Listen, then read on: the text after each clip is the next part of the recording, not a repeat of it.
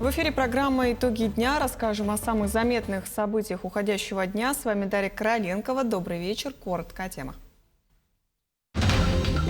Депутаты Госсобрания Илтумен подвели итоги пленарного заседания. В повестке вопросы, которые касаются каждого, от новых социальных льгот до поддержки аграриев.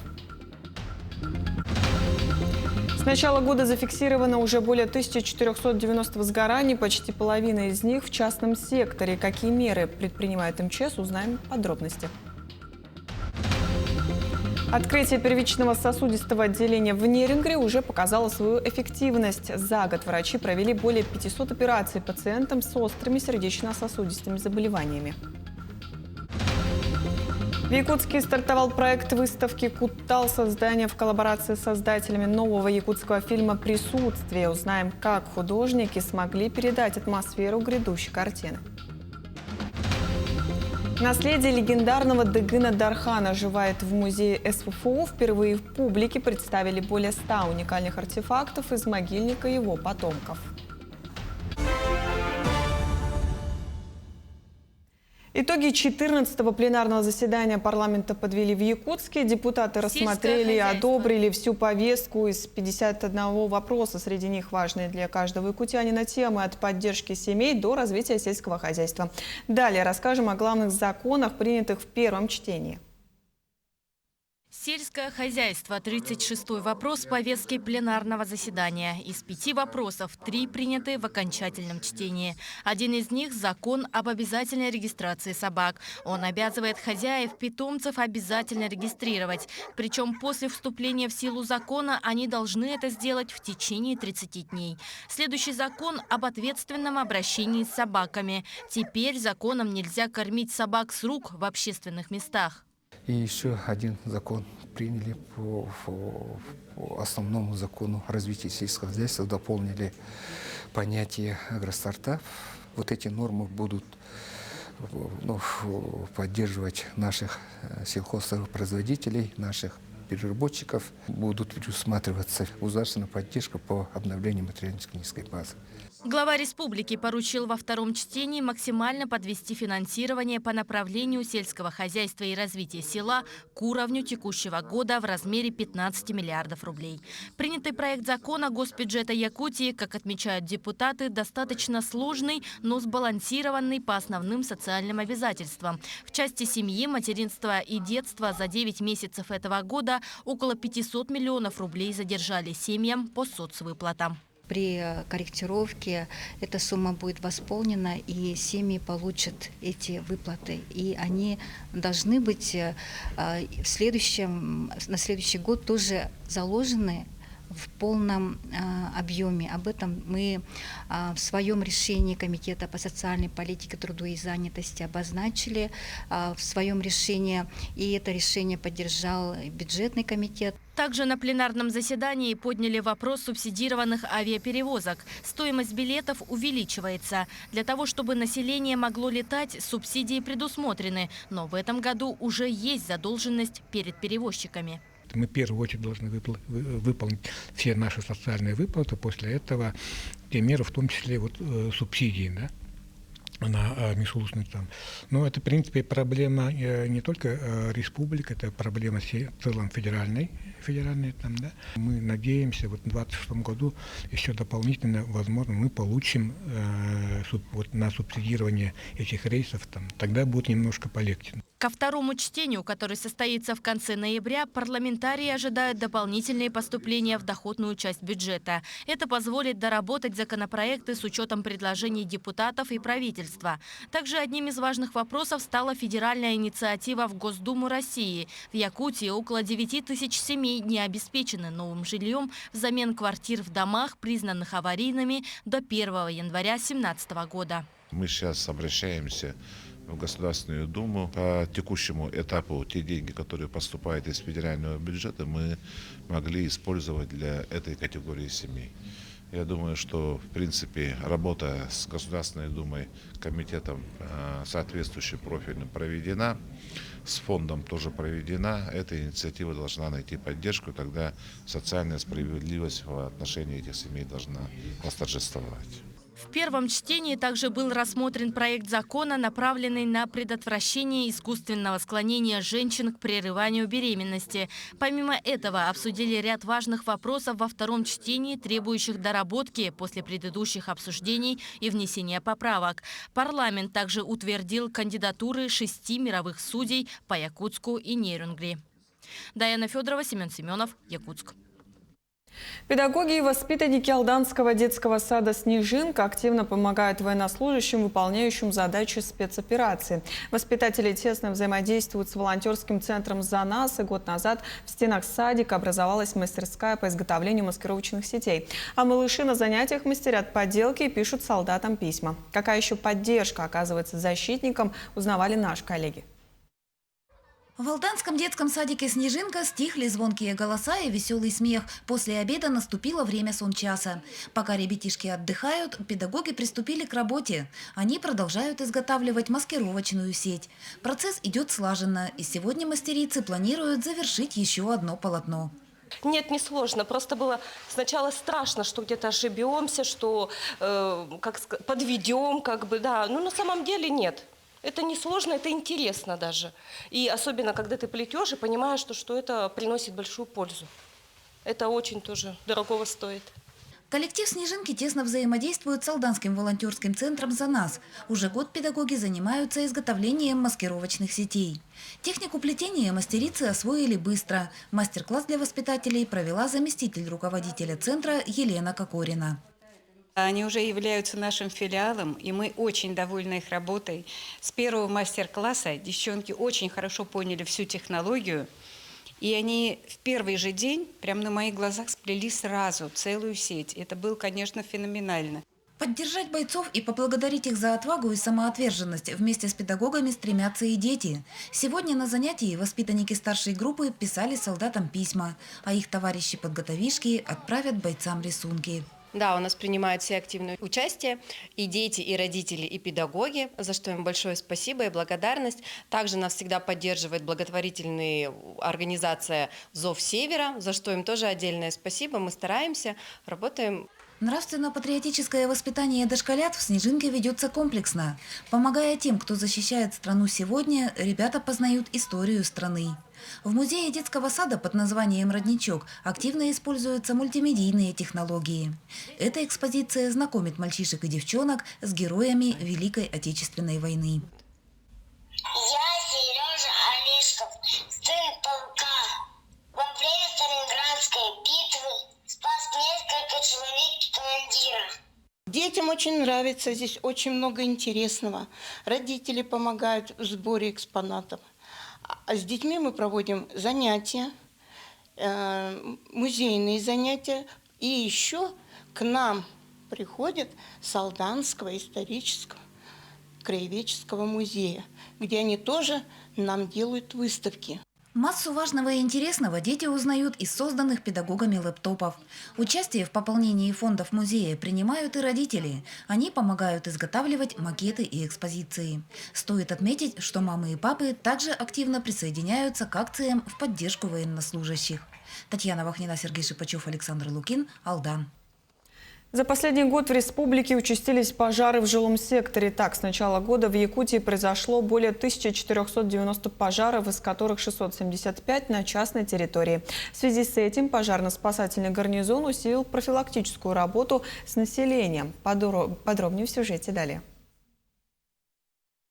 За последнее время в соцсетях Якутии все чаще появлялись новости о пожарах, вспыхнувших на частных территориях.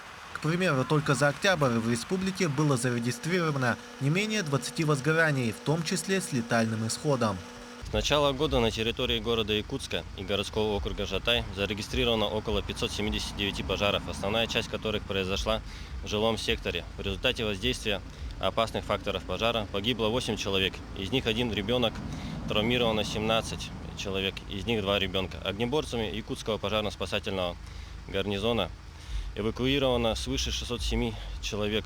Для пресечения таких случаев пожарными проводятся профилактические рейды в жилые секторы. Сотрудники беседуют с жильцами домов и раздают памятки, в которых описаны причины возникновения пожара. Вот газовое отопление тоже очень опасная штука. Он иногда может взорваться, может. И надо следить, чтобы это работало, автоматика работала точно, чтобы не было. И когда переходят тут самообслуживание, надо пускать. Некоторые люди ваши годами не пускают, несколько лет не пускать этих с этого службы, газовой службы. Бывает, я знаю таких людей. Ну и, конечно, надо быть осторожным с электроэнергией. С понижением температур особо частыми стали возгорания в гаражах. Чаще всего причиной пожара становились некачественная проводка или неосторожное обращение с огнем. В условиях закрытого помещения хватало искры, чтобы огонь стремительно начал распространяться. Здесь гараж стоял раньше. Половина как бы сгорела. Вот. Я снял, снес и новую построил. Из сэндвич-панели. Из-за проводки. Сам делал. На сегодняшний день по Якутии проведено более 400 таких рейдов, где проинструктировали около 95 тысяч людей. Стоит помнить, если пожар все же возник, необходимо немедленно позвонить по единому телефону службы спасения 112, четко сообщить, что горит, адрес и свою фамилию. Тимур Калмогоров, Артумен Наговицын, Якутск. Нерюнгринские врачи успешно провели более 500 операций пациентам с заболеваниями сердечно-сосудистой системы. С открытием дополнительного первичного сосудистого отделения у жителей Южной Якутии появилась возможность лечить острые сердечно-сосудистые заболевания, в том числе инфаркты и инсульты, не выезжая из города. В этой операционной каждый день проводится по несколько операций. Врачи работают в круглосуточном режиме. Сейчас за стеклом работа в самом разгаре.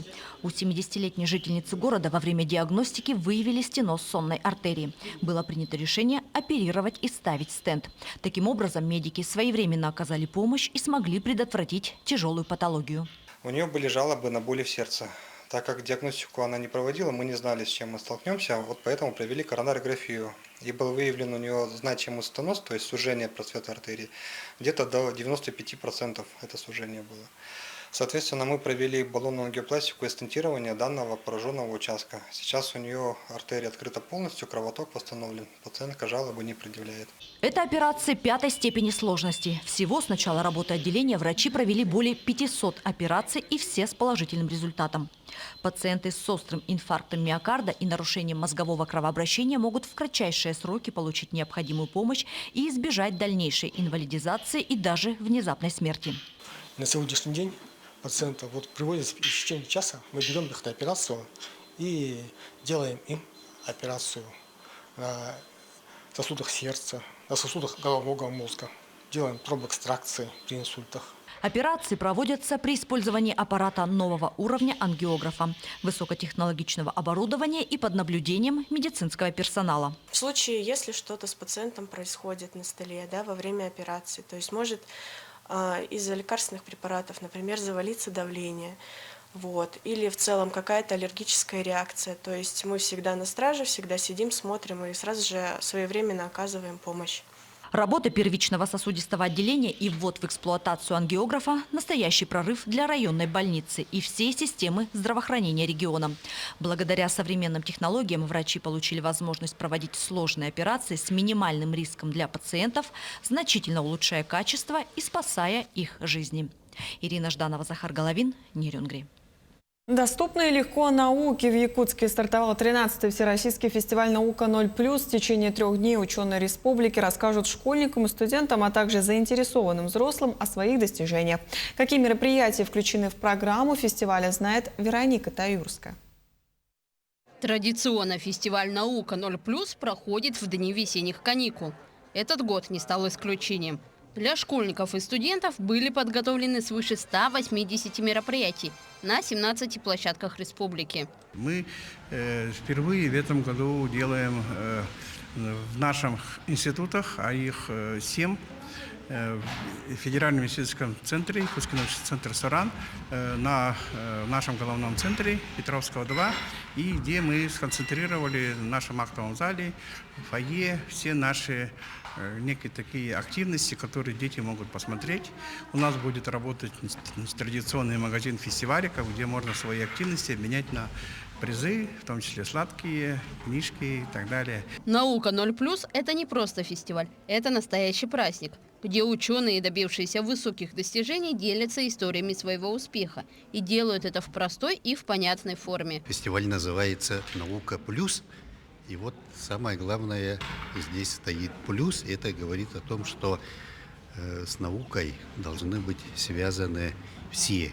С рождения ребенок и до преклонного возраста они все равно связаны с наукой. Потому что наука не стоит на месте, всегда наука находит новое, которое нужно для человечества. На площадках фестиваля сосредоточены все возможные форматы. Познавательные лекции, увлекательные показы научного кино, удивительные выставки, а также интересные консультации от ученых.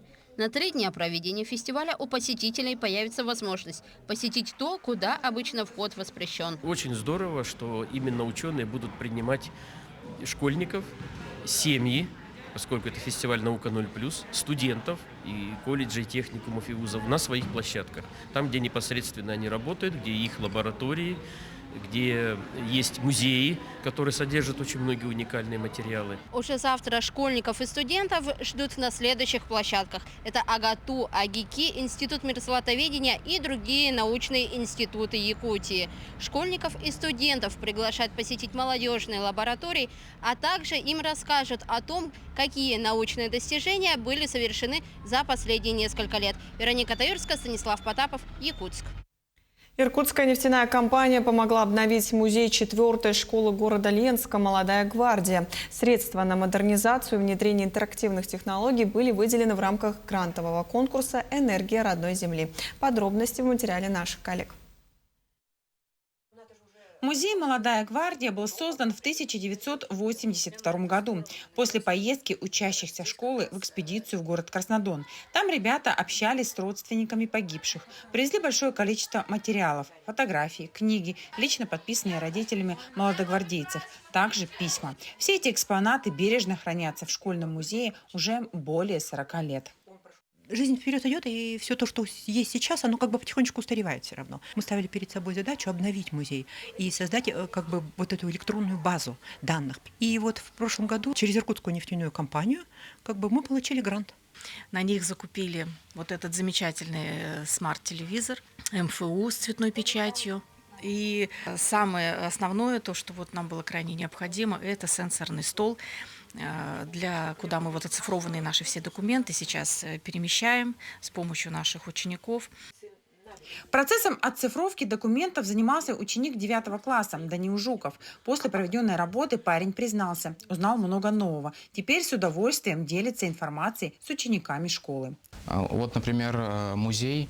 Здесь мы написали различные биографии, фотографии молодогвардейцев. Первые экскурсии уже проведены. Школьники рассказали, что благодаря созданию интерактивной экспозиции процесс изучения истории стал интереснее. Очень интересно. Тут наши фотографии с музея, отзывы, новости со школы. Я считаю электронный формат более интересный, более современный вариант. Свои фото обнаружили, даже свои старые, которые мы не видели. Реализация проекта позволила вывести школьный музей на новый уровень. Сегодня педагоги и ученики думают над воплощением свежих идей. В планах проводить здесь уроки истории, также делать экскурсии доступными для учеников других школ. Светлана Балеева, Виталий Андреев, Ленск. Страх поселился в галерее Союза художников Якутии. Здесь открылась выставка «Куттал», представляющая коллаборацию с еще не вышедшим фильмом «Присутствие». Она посвященная исследованию феномена страха в современном мире. Экспозиция включает живопись, графику, инсталляции и смешанные техники. В создании выставки приняли участие как профессиональные художники, так и студенты АГИКИ.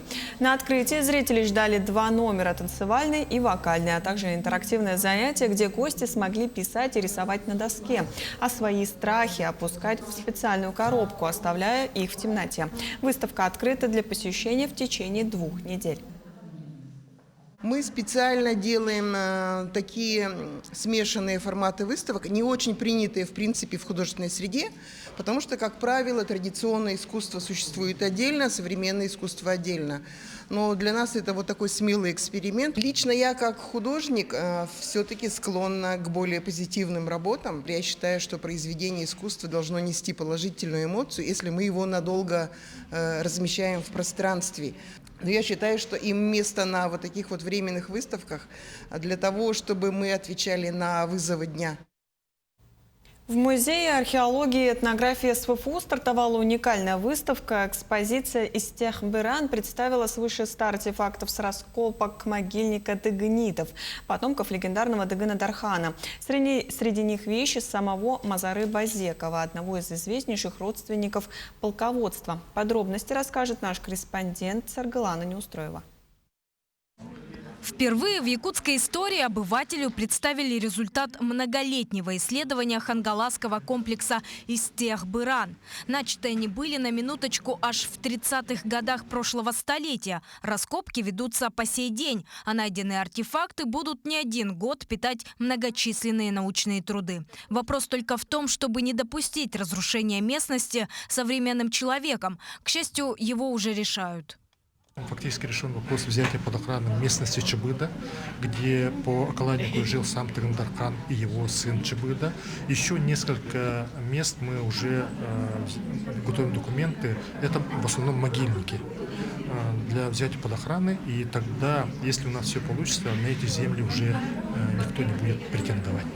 Но, по крайней мере, сегодня главное открытие уже было совершено. И это обнаружение захоронения Мазары Базекова, внука Тыгына-Дархана и родоначальника Хангаласского княжества, который был удостоен аудиенции у самого царя в Москве. И его вещи, наряду с другими потрясающими находками, сможет увидеть каждый посетитель выставки. Мазары Базеков – это, конечно же, всегда интересно.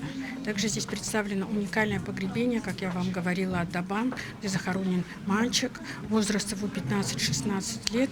Тут сопроводительный материал, который представлен, абсолютно уникален. И вот тут набор, он именно только в этом погребении встречается. Увидеть их и открыть для себя новую историю в Якутске можно будет до 17 ноября. Потом эта экспозиция уедет на родину Тыгына-Дархана и будет представлена в Хангаласском краеведческом музее. И, как признаются организаторы выставки, для земляков легендарного полководца она будет дополнена другими сенсационными находками. Саргалана Неустроева, Станислав Потапов, Якутск. Красивые голы, накал страстей до последней секунды. Все это подарил зрителям финальный матч спартакиады «Алроса» по мини-футболу. Две сильнейшие команды Мирного выясняли, кому достанется звание чемпиона. Кто оказался сильнее в решающий момент, расскажем в сюжете далее.